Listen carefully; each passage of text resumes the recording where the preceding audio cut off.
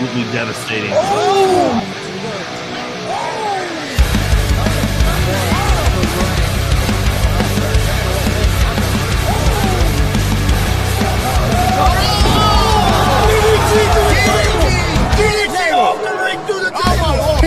This is Joey Owens' show. They've been trying to get me on this broadcast forever, and this is the worst damn broadcast I've ever been on.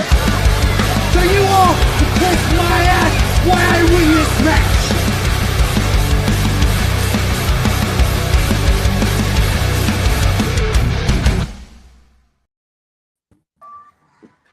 Hello, everybody. Hopefully everybody's having a good day today. We're here at GWR tonight.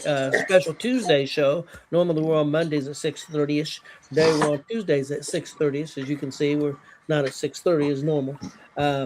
We got a big show lined up for today. We're gonna get things started. We got a couple of special guests. We'll introduce them right now, real quick. We got the one and only Shooting with Shane. The podcaster, manager, who knows what he's doing. He's always coming up with different stuff to do. And then we got pro wrestler DAMIAN DEVILLE also with us. He's been with us a couple times here recently.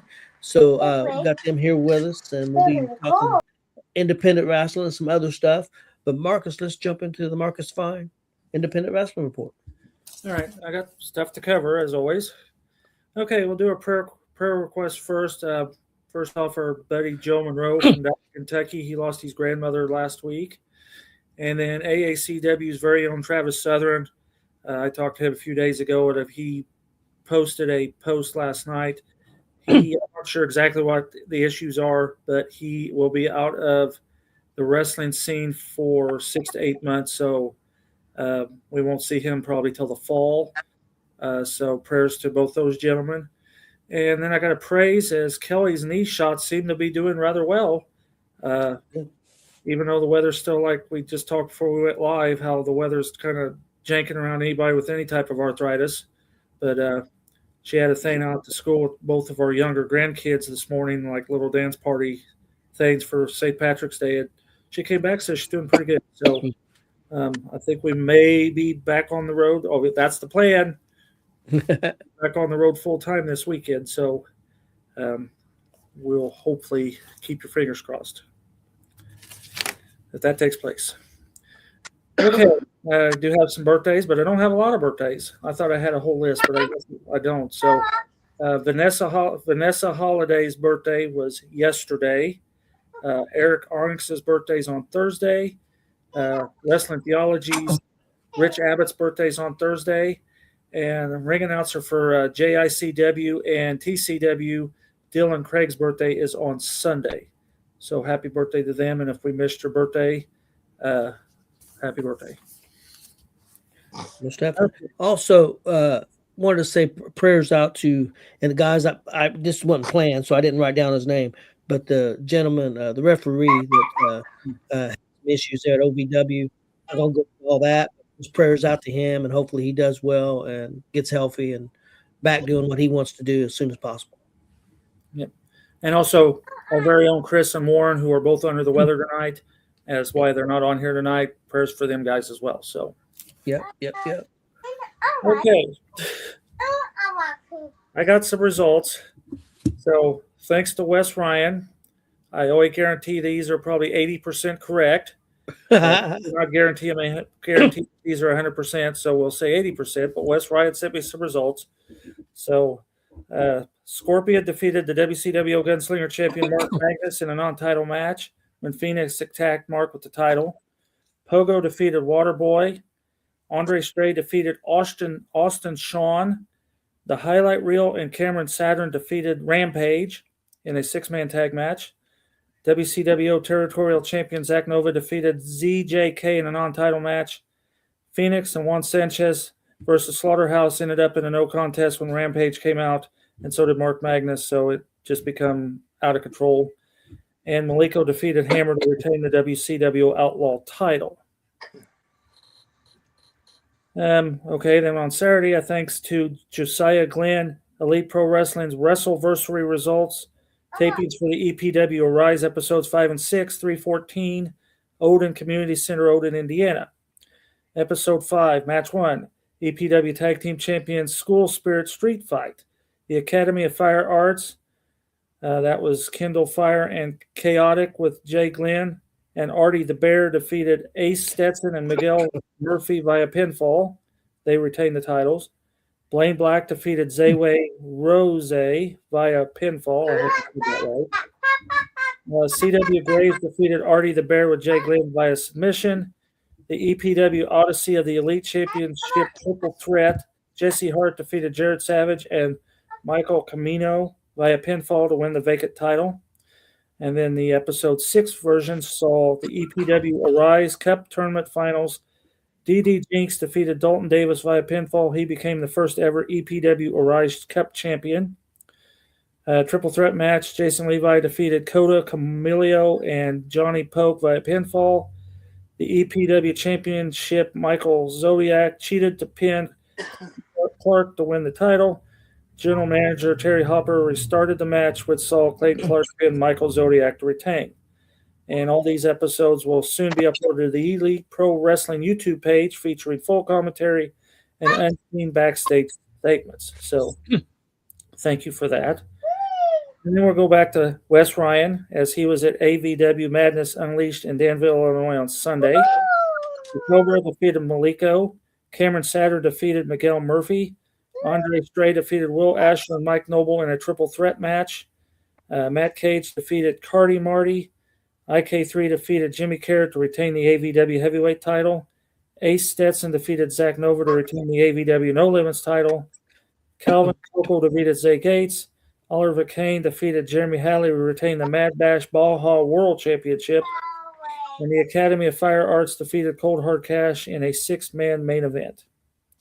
So thank you to Wes and Josiah. And as always, if you have results, send them to me and we will get them out. Yes, most definitely.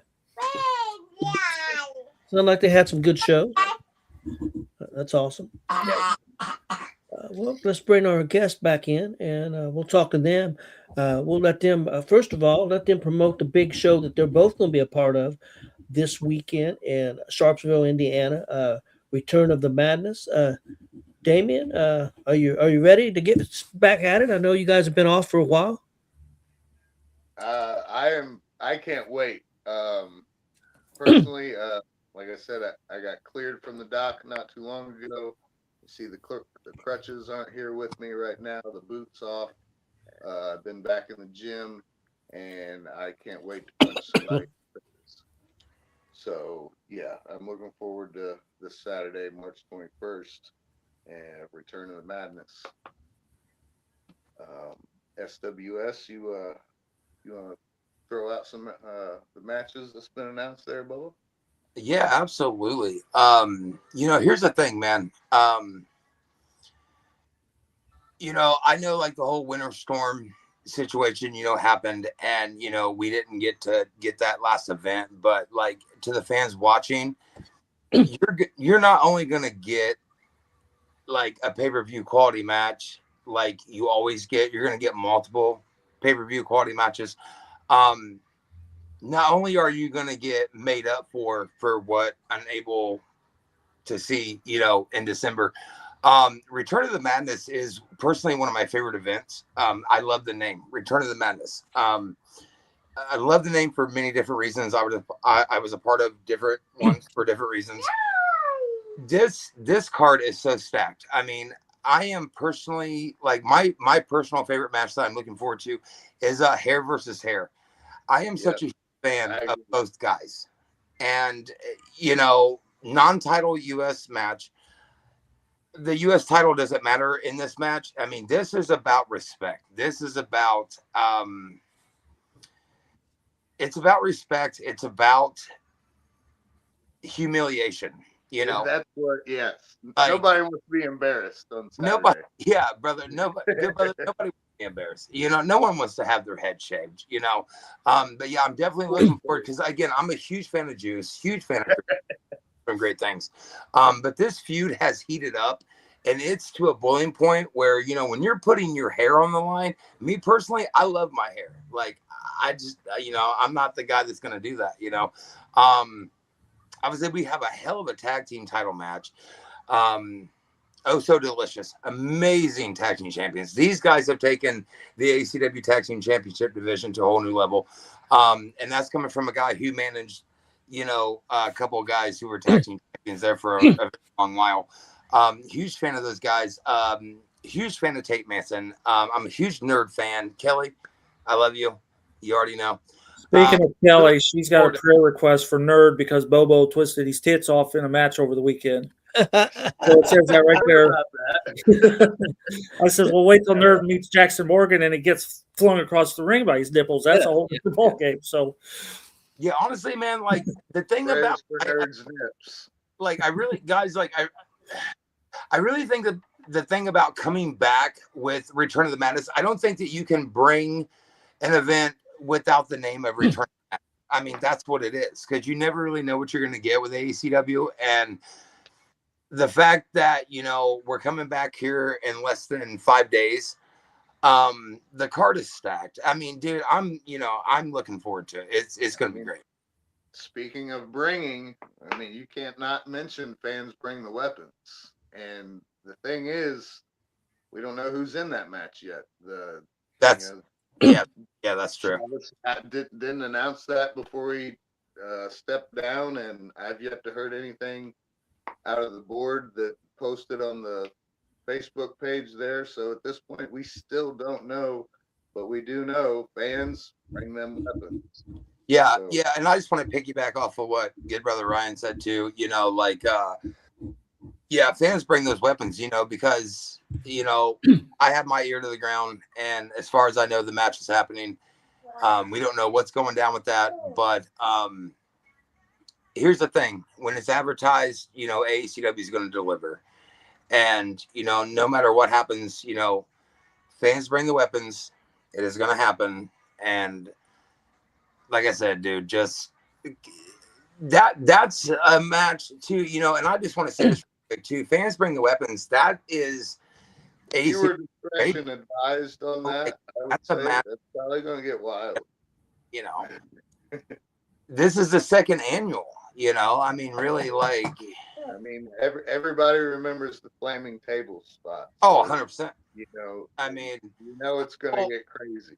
I've went on many a podcast, my own, Gonzo'S, other people's, Fans Bring the Weapons, will always be a special spot in my heart, So, yeah, like, going to be a lot of fun, man. Return of the Madness, like I said, March 21st.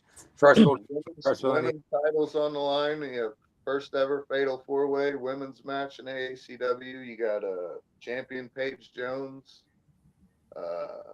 Little Missy, Ajax and Jensen, Yeah, dude, and family. Like, how's that gonna go? How's that gonna work out in there? Like, I mean, I just want to throw this out there really quick if I can, because I like to shoot.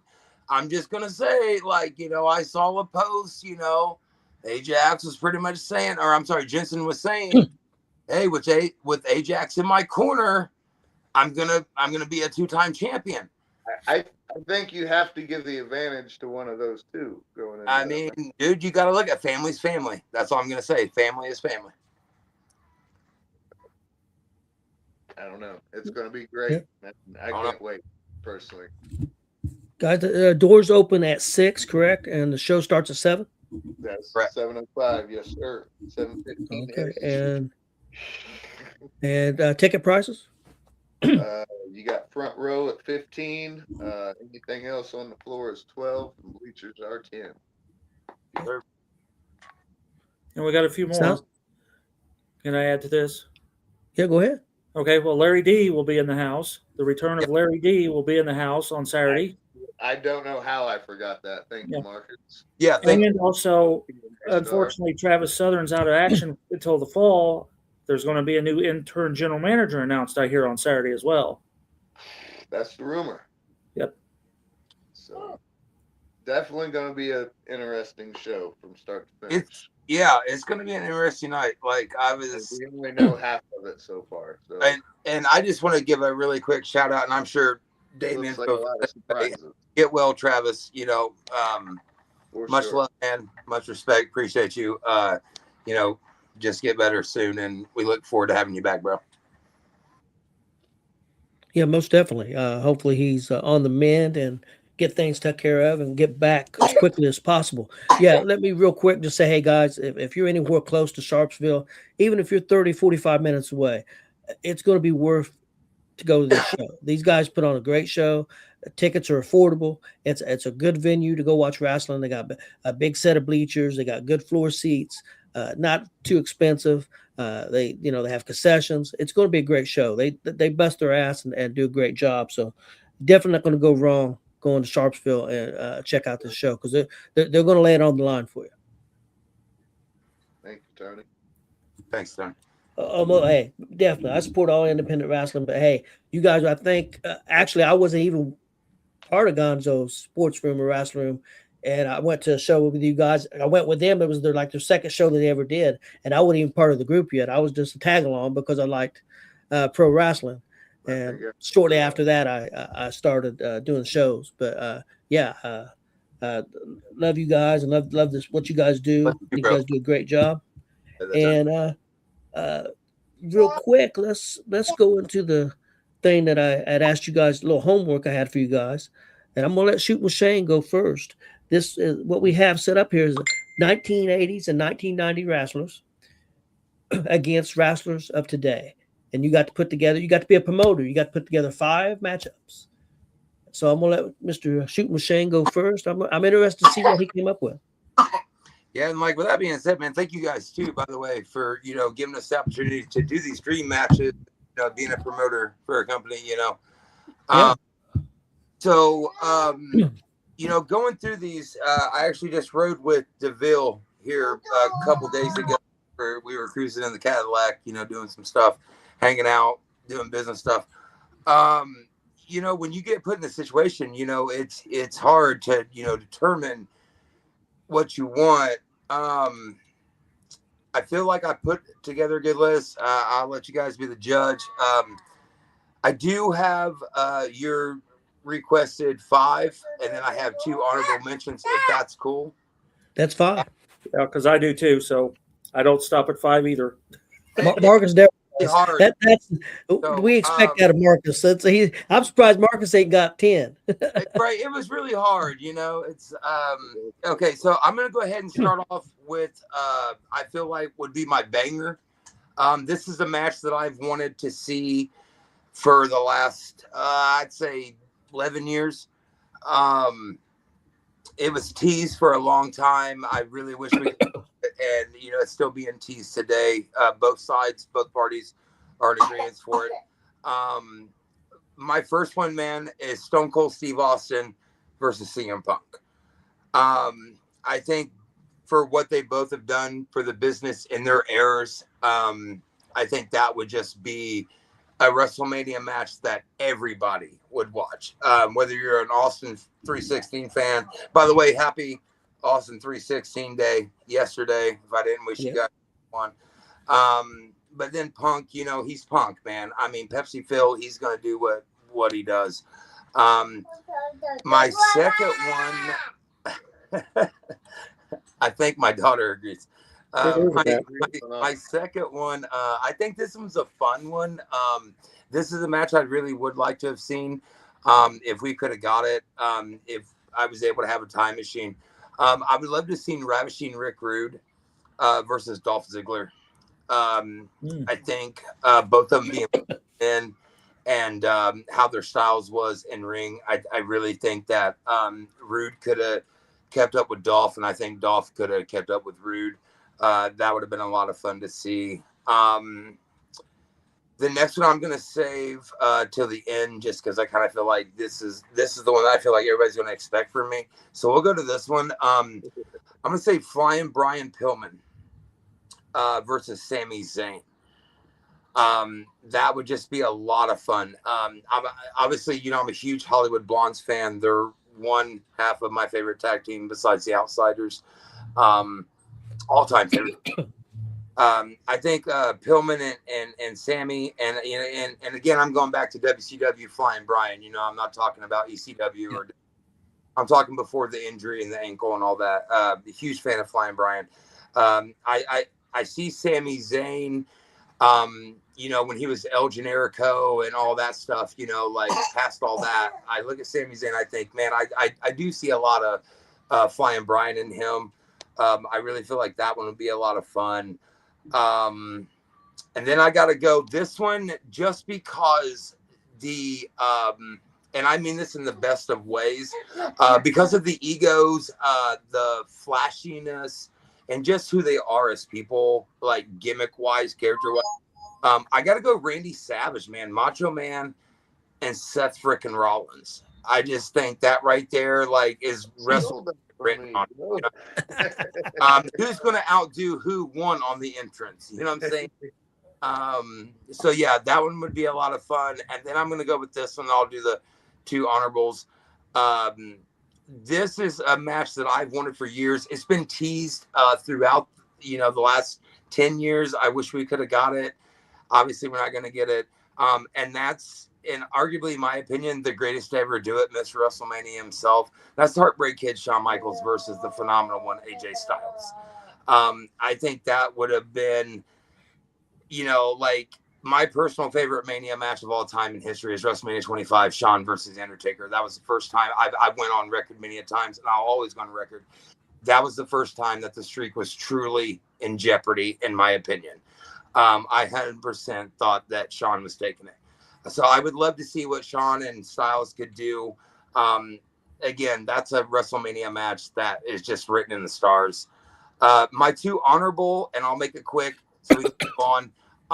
I gotta go Eddie Guerrero versus Dirty Dominic Mysterio. I love the similarities. I just think that, you know, everything that Dom's doing, I love everything Dom's doing. He's the best heel they got right now. Like, I mean, he has come up from Rey Mysterio's kid, and now you look at him, you're like, he's not Rey Mysterio's kid anymore. He's Dirty Dom, you know. And then I'll go to the next honorable mention, and then I'm out. These are 2 guys that I have a lot of respect for. Arguably 2 of the best wrestlers, best workers in the business. And that's, I would love to see Kenny Omega versus Owen Hart. I just, those 2 guys, for what they could do in ring, I just feel like those guys could burn it down in New Japan out of Wrestle Kingdom. Owen could go there to Japan on the island, and him and Kenny could have a banger on the island. Kenny could come to the States and have a banger with Owen. Like, those are just 2, arguably 2 of the best of all time. Okay, so, hey, that's a great list. Yeah, Let's go with Damian DeVille. I will go on record and say SWS stole my Rollins versus Savage. That was on mine. Good brother. And I feel like that's a fun one that could go, you know, either one of them could be heel or neither one of them could be face in that one. And I think it would be a fun one all the way around. But yeah, just for the record, that was on DeVille's list. I got a tag team match I think would be pretty fun with the Usos taking on the old school team of Owen and Yokozuna. Ooh, okay. Yep. Yeah, that'd be a fun. Be classic. Of course, me being the MMA guy, I'm gonna have Brock Lesnar on my list, and he's gonna be going up against obviously Ken Shamrock. I think that was. But it'd also be hard to not say Brock and Dan Severn as well, because I would have liked to seen that in a ring or an octagon in a fantasy matchup. I got AJ Styles taking on the Heartbreak Kid. I think that'd be a banger. I got a women's match. Charlotte Flair taking on Medusa. I think that'd be a pretty fun one right there.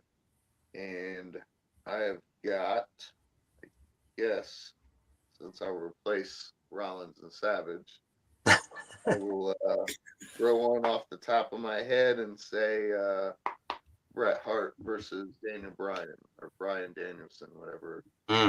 Oh, yeah. Hey, another good list. I'm gonna go next, and I'll let Marcus go last. My first one was Shawn Michaels against Seth Rollins. I think that would be outstanding. Next one I had was Ricky Steamboat versus Kenny Omega. Oh. Next, I would love to see this Harley Race versus Gunther. Give me a ticket to that. Yeah, and then Mr. Perfect versus Kyle Fletcher. Okay. And then this for the fun of it, Scott Steiner versus Braun Breaker. I like it. Uncle versus nephew. Yep. Mm. So that's my list. Marcus? All right. Well, I got Warren's, remember.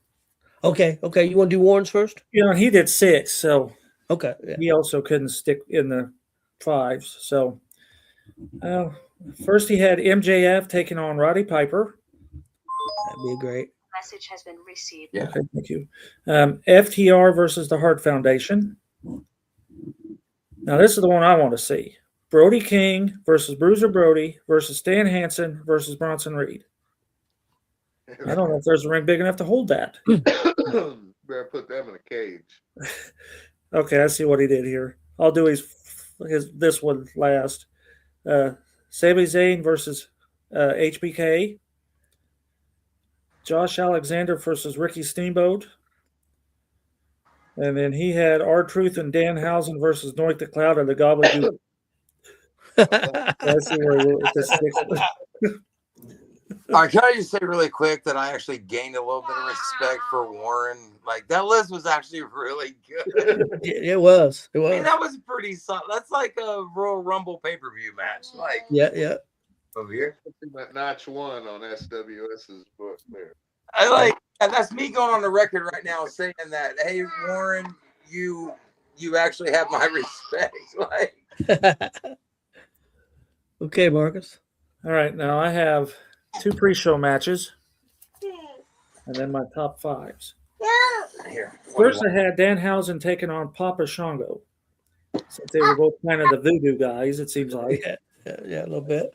And then I have Skylo Low taking on our very own Tony Gonzalez. Oh, thanks a lot. Skylo Low kicked my ass. We'll put you at the end of the table. To break with. Back, So, what was that? Hold on now. You got it? Okay. Sorry, guys. I have a little lady here she's running wild, man. She's trying to Uso splash me right now. all right, we ready? Okay, here we go. All 3 members of the New Day taking on all 3 members of the Freebirds. That'd be interesting. Kerry Von Erich taking on Joe Hendry. Okay. Then I had the Usos taking on Chris Adams and Gino Hernandez. Then I went with the ladies. Medusa. I'm not talking whatever she was after that. Laundry Blaze. Yeah, no, I'm talking Medusa taking on Becky Lynch.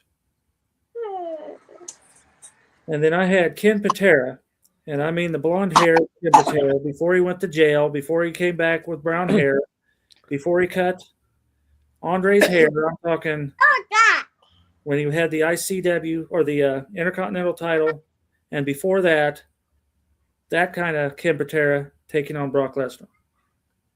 Okay. That's my top 5s, plus my 2 extras. I think we come up with a pretty good list there. I thought that's pretty fun. Real quick, I was going to see if you guys had any questions for us.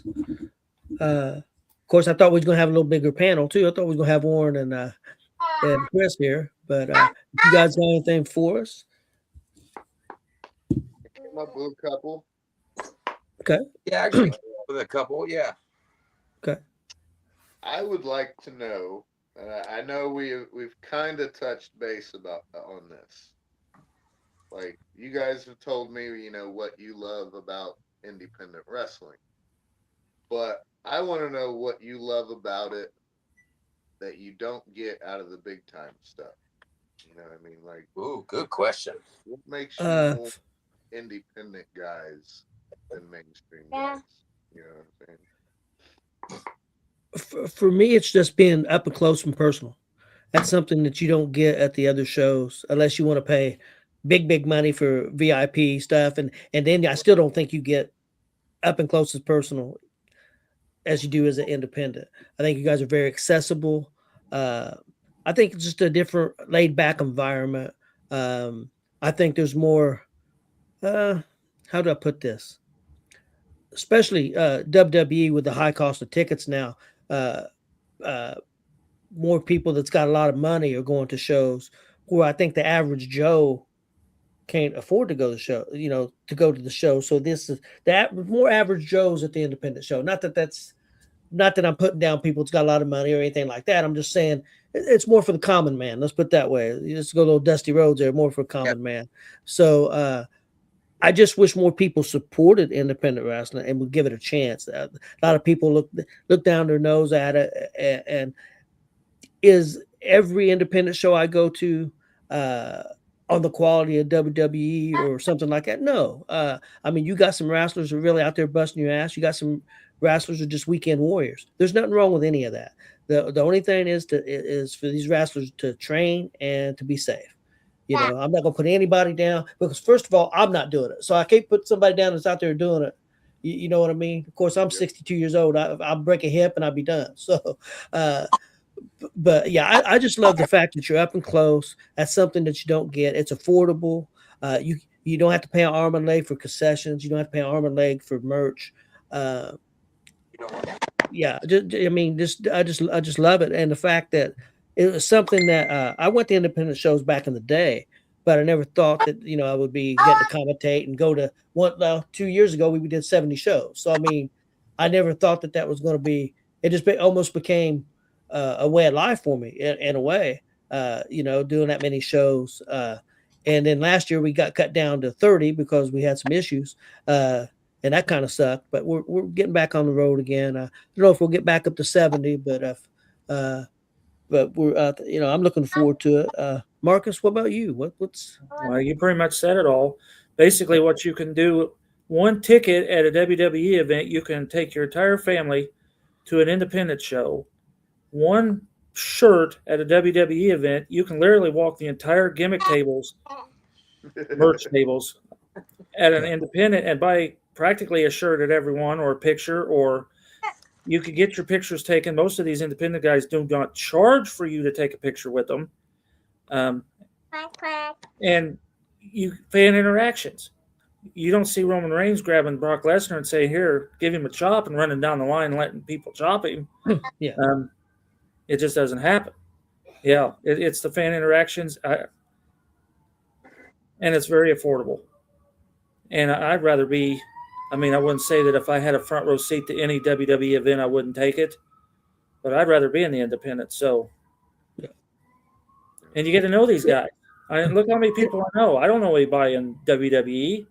Right. I could go to 100 WWE shows. I still wouldn't know anybody personally in WWE.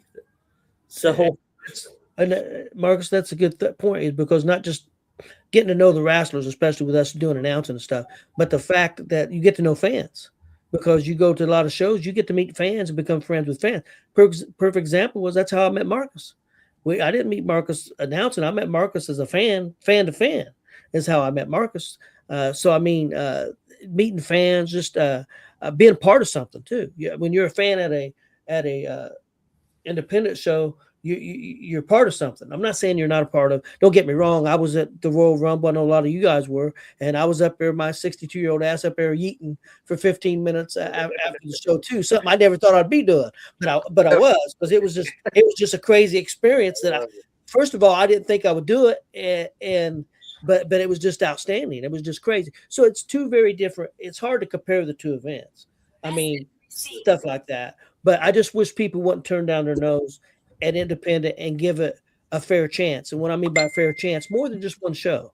Go out there and go to 2 or 3 different shows. One show may not be for you, and I'm not putting down any companies. No. I'm just saying everybody's different.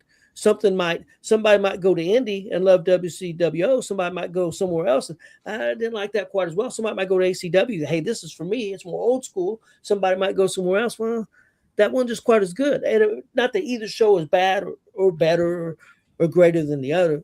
It's just everything's a little different. So I just wish people would give independents.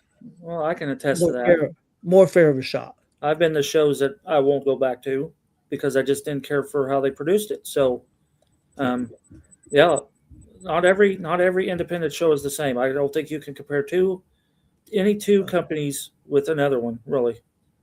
No, real quick, I just wanted to add one thing because I thought this was interesting. For me, what draws me to independent more would be kind of what you guys just alluded to at the end, is the accessibility to the workers, to the wrestlers, getting to talk to wrestlers and stuff like that. WWE events, you don't have that kind of free access. Where at an independent event, you can just be sitting in a chair, and one of the wrestlers might end up being sitting next to you, because they're walking around more freely. So I like that. It's more intimate at an independent show to me than it is at one of the bigger shows. So that's something that draws me to the independent. And like you guys said, I mean, a lot of these guys, since we started doing this, I'm friends with now, like that I've met through just going to independent shows. Yeah, you have something in common because you're all wrestling fans.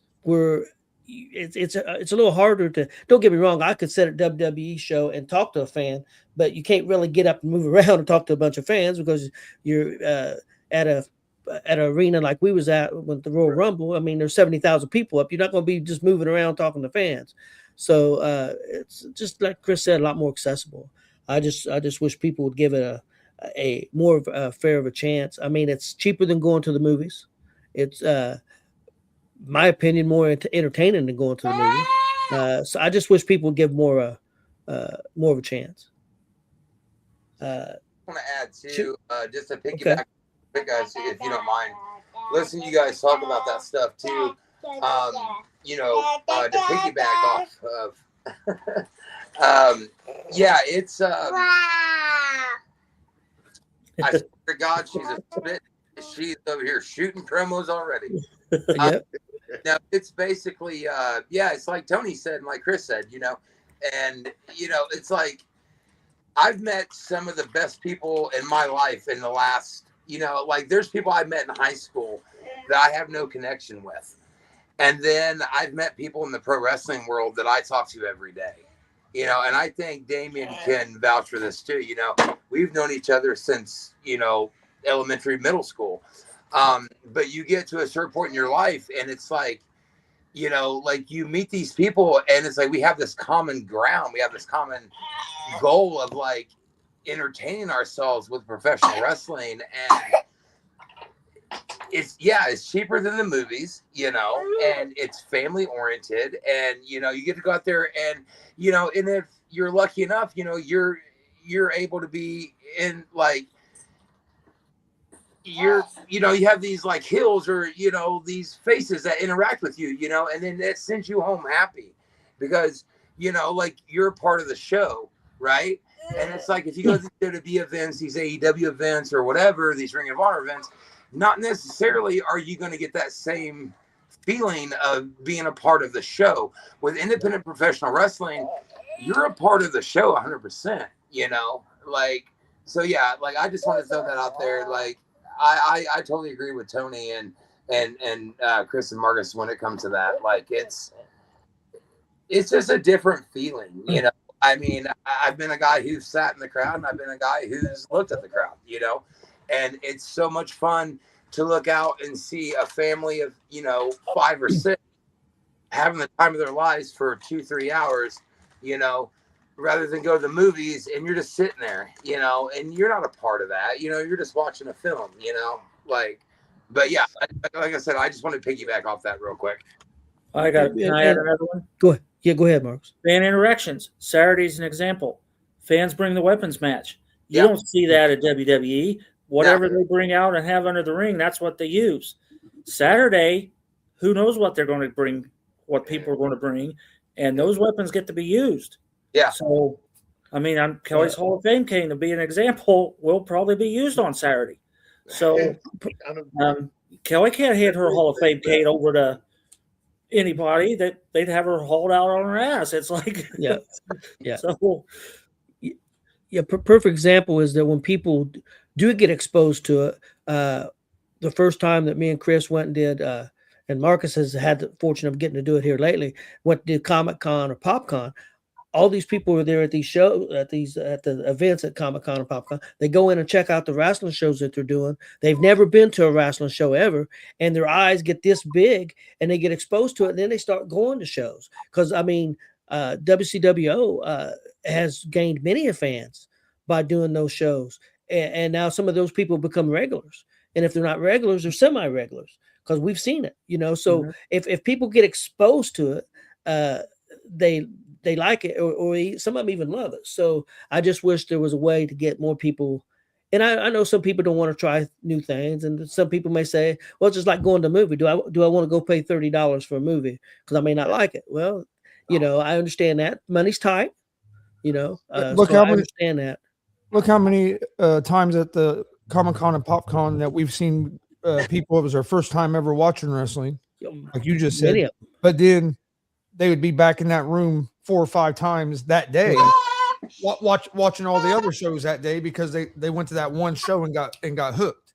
And then show up at the dub. There were some of them we saw all weekend. Like that one family, they came to that first show on the first day of Comic-Con, and they didn't miss a show Friday,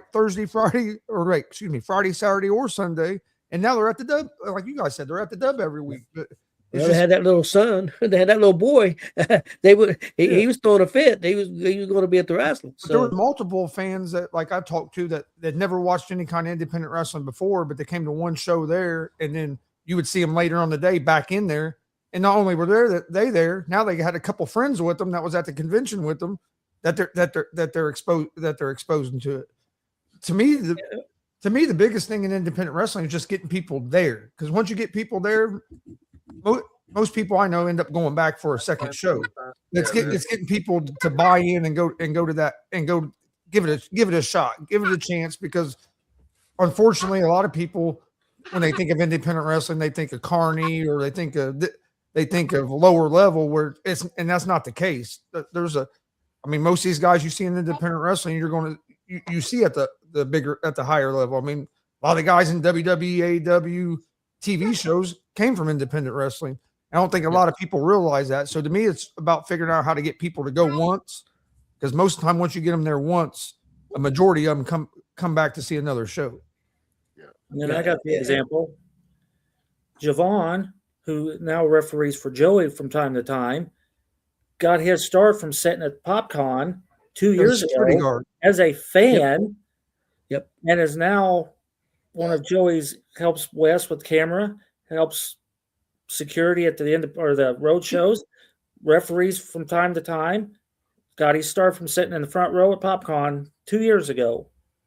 And now he's part of WCWO. So,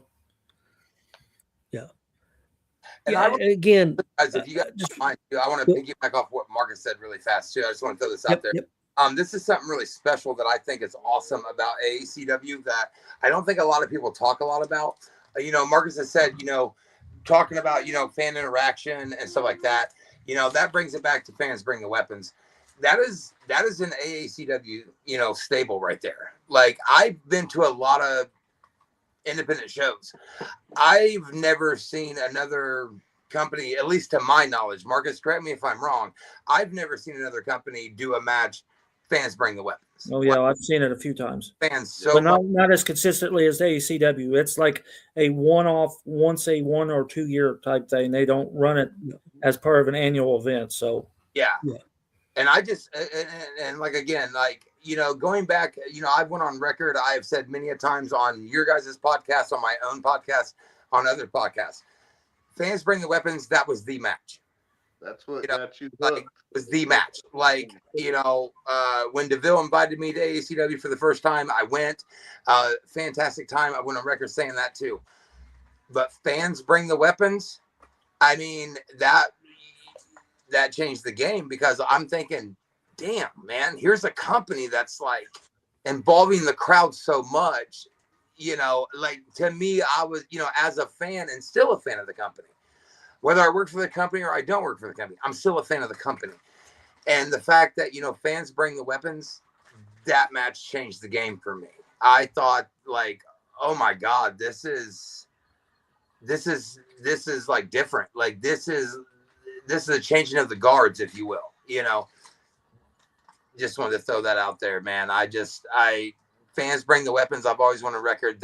Will always be my favorite AECW match of all time. I mean, to me, that, the people that I brought with me, they will say the same thing. That changed the game. It's undoubtedly that first match with Brody Botkins taking on Christian Cash and Justin Terrell will always be a top 10 on. I mean, when you have fans standing on the chairs, no question. Just to videotape, like that's saying a lot. What happened? Yeah, that's saying a lot, man. I mean, and again, I was one of those fans. My ex-wife was one of those fans. My son was one of those fans standing on the chairs, to videotape and take pictures, because that's how, I mean, that was the most realistic ECW shit you could get at that time in independent professional wrestling. I mean, it was, especially with that building and venue at the time. Oh, dude, that just felt so much like ECW. You know what I mean? It was Philadelphia ECW type stuff. Yeah. That was like, that was home. Like great, just fantastic. And it only cost me $15 to sit in the front row, not whatever green shirt guy's paying to sit in the front row. Oh, definitely. $15 for me to sit in the front row to witness that match. $1,500. And then no, you know what guess what the price of WrestleMania front row is? I just heard it the other day. I don't want to. I could have it backwards. It was either 64,000 or 46,000 front row ticket. Man, for WrestleMania. For 46,000, you could go to the rest of your independent life. Yeah. I paid $23 to go to WrestleMania 8. Now, granted, that was a long time ago. But that was a long time ago. Decent seats, you know what I mean? We were on the floor, you know what I mean? And it was $23. Well, we was talking the other day, WrestleMania 1 was $100 front row. I could have been green shirt guy in New York City on. Yeah. I had a way to get there and all that. But Damien, that was a great question. Let's give Shoot with Shane a shot. See if he's got a question for us. Yeah, actually I do. And I'm just going to throw this one out to all three. Is Chris still in here, or is it just you and? He can hear. He can hear. Okay, great. I just want to throw this out there. I was talking to Bill, man. The other day we were cruising around, and it's really hard with you guys, because I feel like we've all talked so much. I was trying to come up with something different, something fun too, that the fans can maybe interact with. So if you guys want to obviously throw your comments out there, feel free. I want to know what your guys' top 3 favorite championships of all time is. It could be versions or traditional versions, whatever. I just want to know what your guys' top 3 championships of all time is. I was a big fan of the World TV title in NWA. I mean, because it was the working man's title. It was defended about every week, especially, and there was a lot of champions, don't be wrong, but one that stands out to me was Arn Anderson when he had it. I'm a big 80s guy, so I watched a lot of that stuff on TBS and stuff back in the 605. I was always there watching. By the way. So that title, probably the Winging Eagle title. I think Hogan originally was that the first one that had that, Marcus? Yeah, right there in Indy. It was debuted in Indy. Yeah, well, yeah, Andre Hogan walked out with it, but Andre won it. So yeah, probably that one. And I'll be honest with you, I don't pay a lot of attention to belts. That's just never been my thing. The belts haven't been too much. But the other championship I really liked that I thought was fun, and it really did, probably in the scheme of things, probably wasn't a big deal, but the hardcore title. I thought of that period of time, I think it ran its course. I don't know if that should be a thing today, but I thought it was fun at that time when it was going on. So that'd be the 3 for me.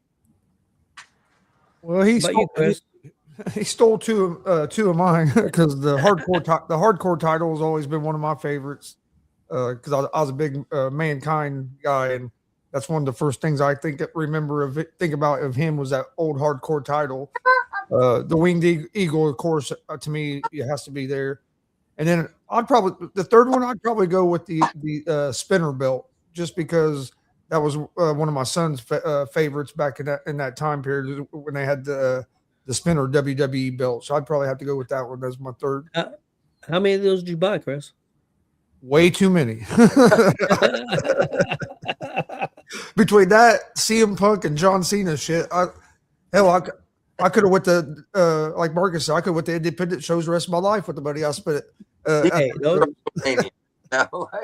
I was fine with that stuff as long as you wasn't buying any Ninja Turtle stuff, because the Ninja Turtle stuff hurt. Them damn nunchucks and that damn staff or whatever the thing that was, he beat the hell out of us, and that shit hurt. I took the shit and hit it. You getting you ready for your match with Skylar Lowe's, what he was doing. Oh yeah, evidently. There you go. Okay, what about you, Marcus? Well, I like Flair's 10 pounds of gold. I didn't really care for the big ass. Sometimes belts get ridiculously too large. If it fits around your waist and it's up damn near to your neck, that's just too huge. But I like Flair's 10 pounds of gold. I like the IC title that Warrior Honky Tonk Man had. And then, believe it or not, me and DeVille kind of talked about this a few days ago, sorta. But Hogan's 86 belt, which happens to be on that action figure that you have, that's been my favorite. And hopefully here in 2 weeks, I'll get a picture with that belt because it's down at Hogan's shop in Pigeon Forge. But I've always liked that Hogan 86 belt before it went to Winged Eagle. Yeah, now that you mentioned the original 10 pounds of gold, that's probably my favorite as far as the belt goes. That you mentioned, yeah. Yeah, there it is. Now, see, that's the belt I'm talking. Hold on. Yeah, see, yeah. I always love that belt. Yeah. That's the one you painted, right, brother? That's a custom paint job by you. Okay. Cool. Painted that. Cool. Tanner brought up a good one too. Time on that one. The $1 million belt. In my storage shed, and it was completely black. There wasn't a lick of paint left on that. So I did that myself. Took so long to do, but I'm very proud of the job I did on it. You did a damn good job. That's good. Yeah, the $1 million belt that Tanner brought up, that's cool because the $1 million belt was something very different at the time. That was definitely on my list. That's always I was a big been fan one of of my favorites. belt because DiBiase couldn't win the world champion, the WWF Winged Eagle title, so he created his own damn belt, and I thought that title was just it was the concept of how it beautiful. It fit the $1 million man. Like that was the only correct me if I'm wrong, you guys, but I feel like Vincent Virgil was the only one to ever hold it besides the ringmaster Stone Cold. I think so. But I felt that it only fit DiBiase. That was his championship. Like, the Smoking Skull was good. Sure was. Oh, that was on my list. I love everything about the Smoking Skull. I love the design. I love the back strap. Everything. Just amazing. Backstrap was dope. Yeah. I don't like the WWE belts right now. I mean, I don't like the ones that got the big WWE logo. I don't care. I've never cared for those. I mean, it kind of took the whole look of a belt away by, we know it's a WWE. Why does it have to be the whole logo on there? Yes. So I don't care for those, but. That's two really good questions. Damian, you got another one? I do. And this don't have to be one. I would like to know some of your guys' favorite storylines over the years. Like memorable ones that just stick out to you, whether you just connected with them or I don't know how over it was with other people. I really enjoyed when Dusty Rhodes would leave the territory and they come back as the Midnight Rider. First, they hit with me. I don't know why. I think because of the song, because they would play the song and I'm a big fan of that song. But I like that. One time, him and Magnum TA, before he got hurt, they came in mask. I really enjoyed that. Anything with Dusty. I'm a huge Dusty Rhodes fan. So anybody, anything with Dusty and the Rhodes and the Four Horsemen, those storylines. I was a big fan of. I think it went too long, but a big fan of the Bloodline story. I thought it was very well done. One of the best storylines done in history, probably. And Cody getting the belt and the championship. I mean, one of my favorite things. And then my last one would be Daniel Bryan in WWE going against the corporate and doing everything, and finally, he's supposed to only be a B+ player, but him coming back and winning the championship. I love that story. That's one of my favorite WrestleManias because of that storyline. So, them would be mine. Marcus, what about you? Right, I have 4 of them. They go back further than that. I like the Rick Rude, Jake the Snake Roberts feud with where he painted his wife's. Yes, that shit was so damn funny. That was so good. I also like Randy Savage and George Animal Steel for the fight over Elizabeth. George trying to pretty much molest her, but and then of course I had Andre and Hogan when Andre finally turned heel and WrestleMania 3. But then I went ahead and went Hogan and Savage. Now we're fighting over Elizabeth again. Yep. But I love that as well. I'd probably come up more if I had more time to think about it. Oh, yeah. I think the Savage and Hogan over Elizabeth is like, I think so many, at least for me, that's one of the early big stories that I remember in wrestling. Obviously. Well, a lot of that was pure real, too. Yeah. A lot of that wasn't really storyline. A lot of that was pure real. Reality has always tend to make some of the best stories in wrestling. Seems like. Yeah, Savage and Jake Roberts. That's a good one too. Yeah. Yeah. Yeah, that's one of my favorites too. Yeah, I agree. What about you, Chris? I would have mine's going to be a little different probably. One of mine would be when the Rockers broke up and Sean threw Jannetty through the barbershop. Fantastic. That had me, but I was also real big fans of the Rockers. One of the greatest heel turns of all time, in my opinion. Yeah. Next, Cena turning there.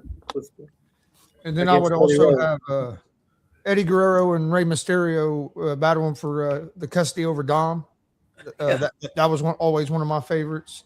And Stone Cold versus Mr. McMahon is my favorite storyline / rivalry of all time. But I'm also a big Stone Cold guy. No, that was good too. That's definitely on the list, I think. Yeah. That's what pulled it back. Because I feel like that did so much for wrestling at that time. Well, it also pulled the ratings back over to us, back over to WWE away from Bischoff. So, and then my last one would be the Taker versus Kane, brother versus brother. Somebody else had that in there too. Yeah, that's one of the greatest storylines too. One of the Dirty Birds had that in there as well. Yeah, I agree. And then Slaughter's an Iraqi sympathizer. That was pretty decent. That was good. Shooting Shane, do you have another question?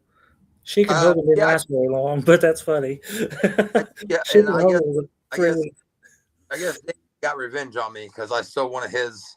So Dream, I guess he stole one of my questions. So I actually had a backup question. I have a couple backup questions.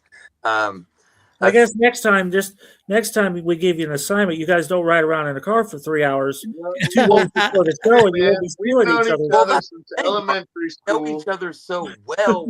We've always done homework together. So far back. You still looking at each other's test? At least we're not beating people up and making them do it for us nowadays, right? Yeah. But like I said, him, I stole one of his dream matches. He knows me so well. I know him so well. Family for life. But I do have a backup question. I think this will be fun for you guys. Your top 3 gimmick matches.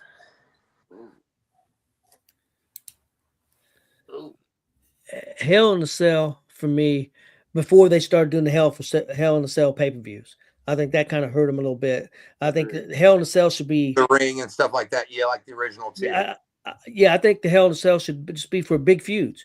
I mean, it still can work, but like when they did it with Punk and Drew, that was a big feud. That was fantastic. That reminded me of Shawn and Taker. That reminded me of Taker and Foley. Yeah, that match needed the cell. Yeah, it should only be. Yeah, it shouldn't necessarily. Now, if it's needed every year, that's fine, but it shouldn't be a pay-per-view. But I think it should be when it's needed, only when it's a big blow off to a big feud. I agree. That's I agree. For me. Can we all agree that they need to quit painting it red? Yes, please. Yeah. I was so thankful that they went back to just the silver still. That red one was so bad, dude. That red was terrible. You and I were just joking about this here like a couple days ago. Like, I mean, trash. Just trash. When they did the red cell, it was so hard. Well, and a match that rings out to me was, not to interrupt you guys, but a match that rings out to me, talking about the red cell, that was so hard to watch, was Bray Wyatt being the Fiend against Rollins. You know, you had the flipping lights down low. You had all these flash flipping lights, and the cell was already red, and it was just god awful. You know, the match was good any damn way, and then you have this, like, you know, God forbid if you have issues, like, you're not gonna be able to watch that damn match. Like, it was hard for me to watch it. Like, yeah, Marcus probably gonna know one of my gimmick matches because I talk about it all the time, and I've even talked to promoters on the independent scene and talked to some of them having the match, dog collar match. I'm a huge Buzz Sawyer, Tommy Rich had one, but also the main one, Piper and Valentine. I'm just a huge dog collar guy, man. The one that the tag team won with FTR and the Briscoes. Tag team was outstanding too. It was outstanding. And let me see if I can come up with one more gimmick. I was a big fan of the Texas Bull Rope matches and strap matches and those kind of matches. Also, a dog collar match at you, Tony. I'll piggyback off you really quick. I'm sure you remember this. One of my personal top 5 for me, because you pretty much mentioned 3 of my top 5. That was Punk and Raven. Yep. A good one too. Yeah. Just very underrated. I agree. What about you, Chris? Mine would be ladder match. Love ladder matches, especially some of the older school ones where they didn't use 1,000 ladders. I still think Shawn Michaels and Razor Ramon ladder match is probably the best one ever, and they used one ladder. War games, especially like the old school war games that they used to do for like the Starrcade pay-per-views back in the day. Like when I was a kid, I watched those over and over and over. Always loved those. And then another one, you don't see them no more, and it's probably something I got it was an old school, but the scaffold matches back in the day. Back in the day when they used to have them scaffold matches. I don't know if it's because I was a kid. I don't know if it's because I was a kid and I was getting ready to see somebody fall and maybe die or what it was, but the matches always had to be sold. Well, the reason they quit doing them, that's Jim Cornette. But the matches were always, I mean, I love, they were just so intense because, like, especially when you're younger, like, you think somebody's about ready to really die. And so, yeah, them would probably be my 3, but the ladder matches always stood out to me as one of the best gimmick matches. Yep. And Marcus. All right. Well, they ended up turning the whole thing into a pay-per-view, but I like the Royal Rumble. I like the Royal Rumble before the Royal Rumble was a Royal Rumble pay-per-view. Yeah. And I like how the independents have taken on the Royal Rumble, even though they name it all types of different dates because they can't use the word Royal Rumble. I have yet to see a bad one of those anywhere on the independents. Sometimes they rush the people to the ring. At times, there's no consistency in if it's a 3-minute wait or a 20-second wait. Sometimes they, when their time starts running low, then all of a sudden people are just shooting out of there and like a cannon. It's like, whoa, slow down. That guy isn't even in the ring. You got the next guy coming out. But and then Tony worked 2 match old school, the strap match, the dog collar match, the bull rope match. Basically, they were all the same type of match. It was just a different form of tying them together. I had the weasel suit matches. Now, I don't know if anybody remembers those. I do. Ultimate Warrior and Bobby Heenan. Loser gets put in the weasel suit, but the original one started out with Greg Gagne and Bobby Heenan in the AWA. So, Didn't know that. Yep. well, that's where the weasel suit come from, was from Greg Gagne. The one they used, the Warrior used, actually was Greg Gagne's weasel suit. So, if you go on YouTube, it's on there. Yeah. Greg Gagne and Bobby Heenan. And then I like the I Quit matches. And the ones I remember is Ric Flair and Terry Funk. And then I had Stone Cold and Mankind, even though Mankind didn't say it because they recorded him saying it a few days earlier. That was Rock and Mankind. Was it Rock? Okay, yep, I knew I got that wrong. Go ahead. Didn't Stone Cold have one too? It was like 15 headshots that Foley took with a chair. I mean, it was just, that whole match was just, it was just so beautifully played out. The recording that they used from a previous promo, and loved it. Just fantastic. Fantastic match. Yeah, Jeff, they need to go back to those OG Survivor Series matches. They've just totally ruined that whole concept. I agree. I wish we could get the 5-on-5, like the classic 4-on-4, classic 5-on-5. Now we get War Games, and War Games is cool. Don't get me wrong, but it's not Survivor Series. I remember sitting around the day before Thanksgiving. I know DeVille will feel this. The day before Thanksgiving or the day of Thanksgiving, and that was our football game. You know what I'm saying? Like, as wrestling families and wrestling friends, that's what we watched while we ate Thanksgiving. Like, that was awesome, man. And you had so many great tag teams. Think of that. They had 10 tag teams in that match. Yeah. 10 different tag teams in the 5-on-5. You had guys everywhere. Like, one of my personal favorite tag teams, you'd have the National Disasters teamed up with, like, the Nasty Boys, with Jerry Lawler taking on LOD with Demolition or something. You know what I'm saying? With Bret Hart or something. It was just, and then the names. I miss the names that they used to come up with, like the American Studs or the American Dream or whatever. It just. Survivor Series isn't what Survivor Series was when I was a kid. No, and nowadays organizations are lucky to have 3 or 4 tag teams in their whole damn organization, let alone have 15 tag teams on one show. Yeah. Tag team scene and pro wrestling right now is pitiful. WWE's got plenty of tag teams. They don't do anything with them. And honestly, same thing with AEW. They only feature a couple tag teams and that's it. It's pitiful. Well, I mean, even back in the day, like going back to the Survivor Series thing, I remember, you would have guys like Owen Hart, who may have been the Intercontinental Champion, or British Bulldog. Come here. Who'd have been the Intercontinental Champion. You know what I'm saying? He was on a Survivor Series team. What? The War Games is the same thing as Hell in a Cell. War Games should only be used when there's a big feud. And if that's once a year, that's fine. But if it's once every 2 years, when there's a big, massive feud, that's the only time that should happen. Well, it shouldn't be a pay. It shouldn't be a pay. Why would you do that? Book a bunch of guys just to wrestle in a War Games match? Makes no sense.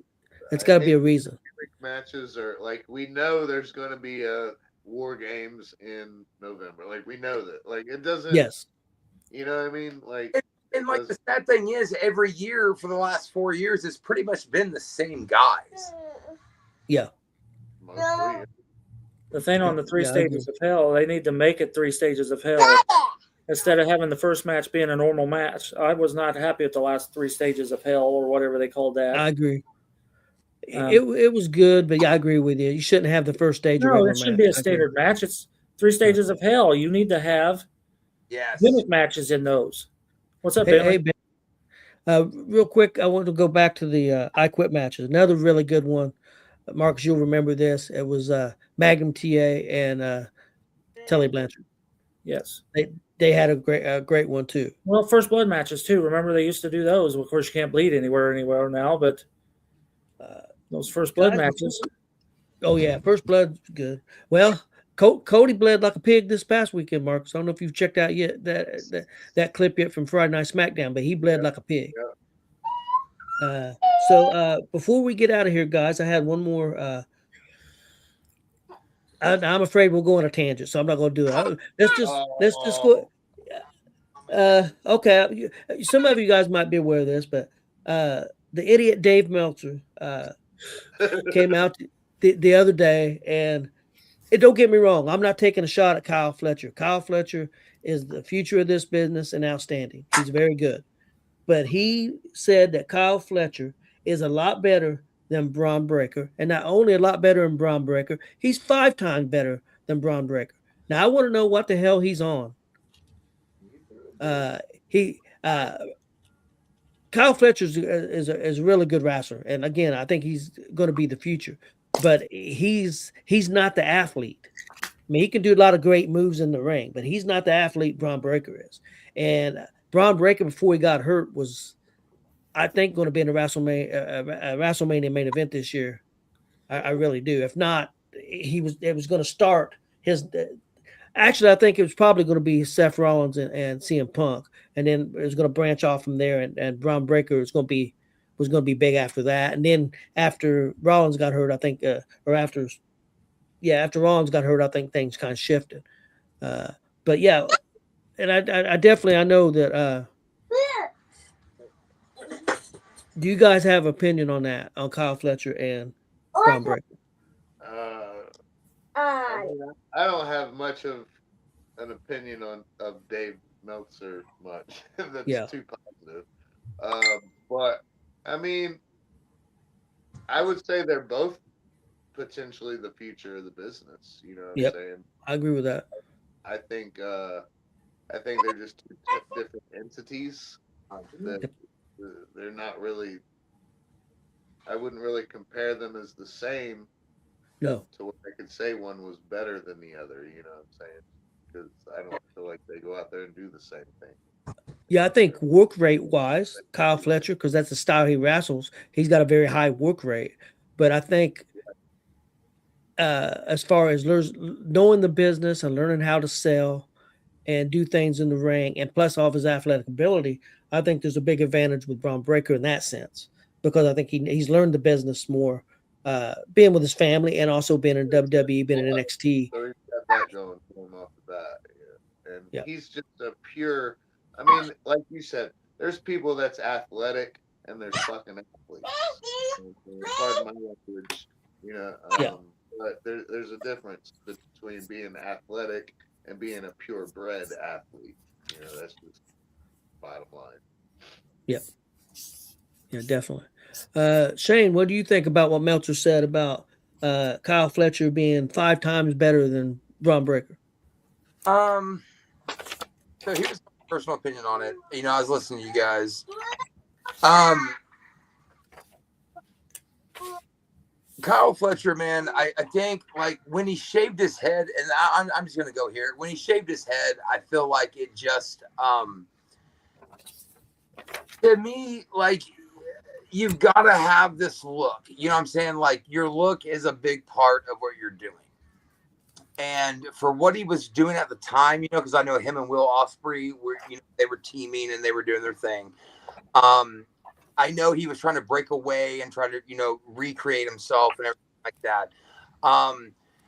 I'm a big Don Callis fan personally. I love what Don's done with the Don Callis family. It brings me back to like the Heenan family and stuff like that, you know. I'm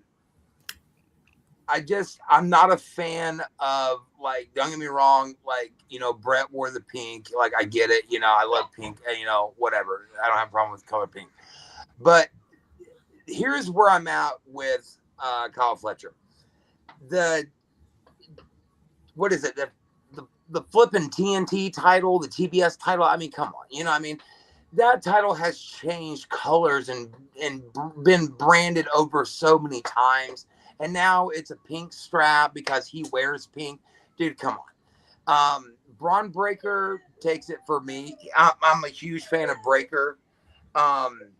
If Rollins wouldn't have gotten injured, 100%, that would have been an amazing WrestleMania match.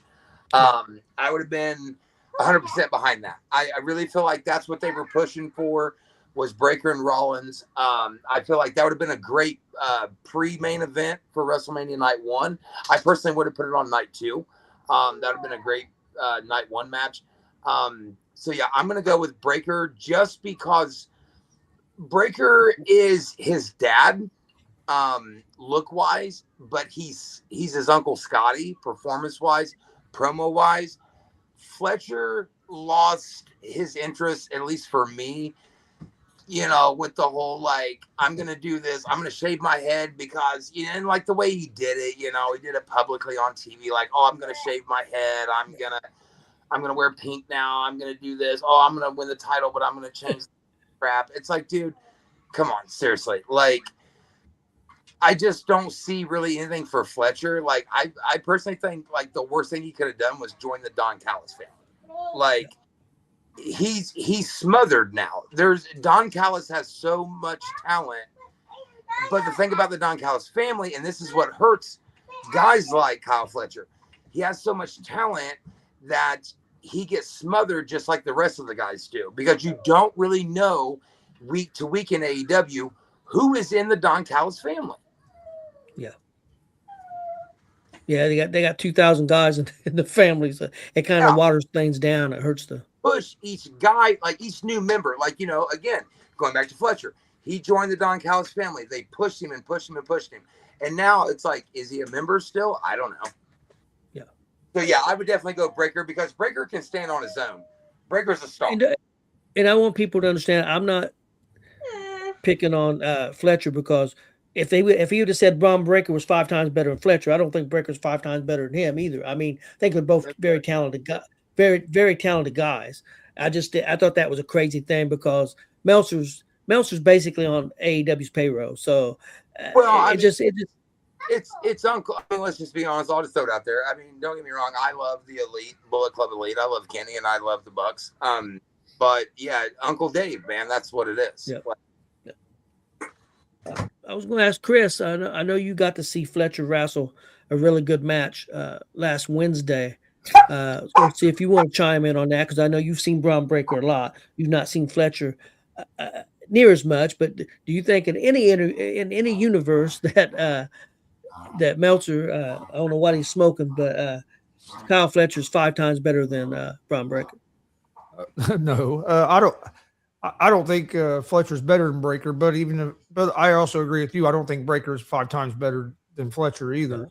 But I think Breakker's a little more all around complete when it comes to working, being able to talk, and just everything. I think he's a little completer. But I kind of agree with what Shane was saying about the Callis family. I don't watch AEW every week. I'll be honest. I don't watch much AEW, but I did watch it. I did watch the whole show last week for the first time in probably a year since I sit down and watched the whole AEW show. And to me, it's one thing to have the Callis family and have them in a storyline, but they had the Callis family out there, it seemed like the whole show. And to me, that takes away from the rest of the show.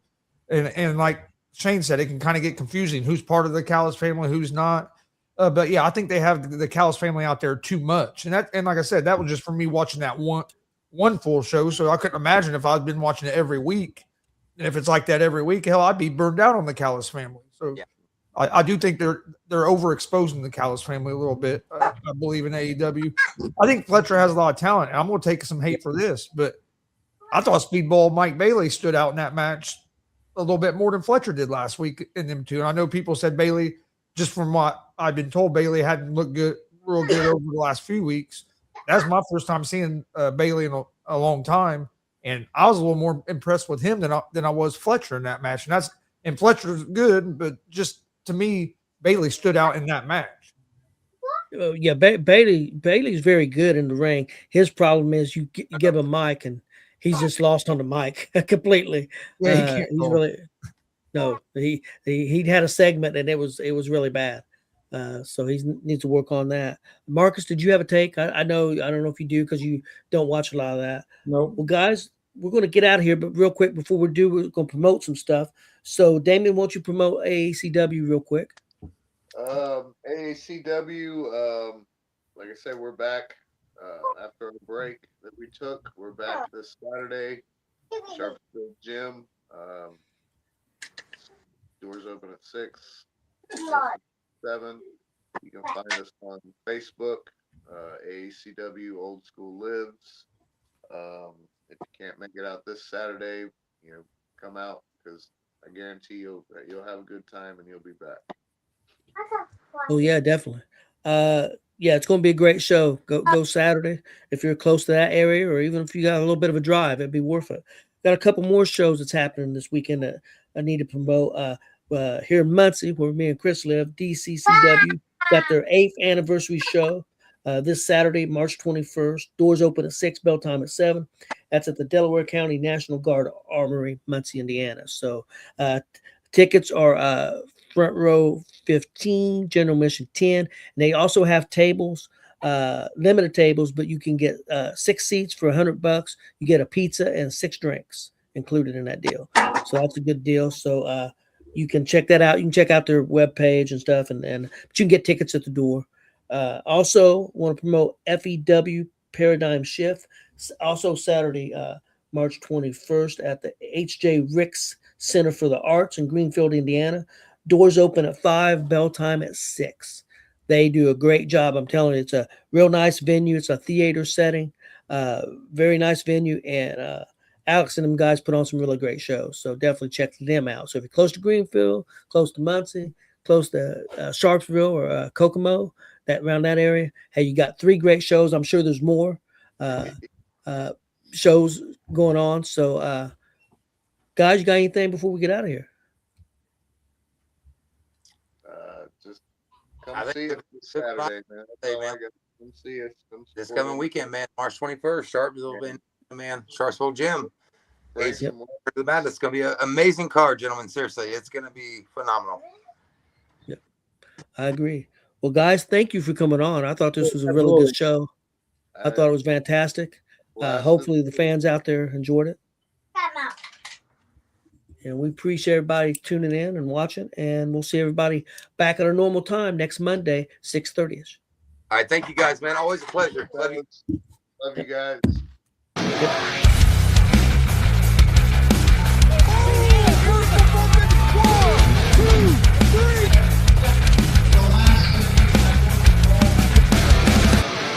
That'd be absolutely devastating.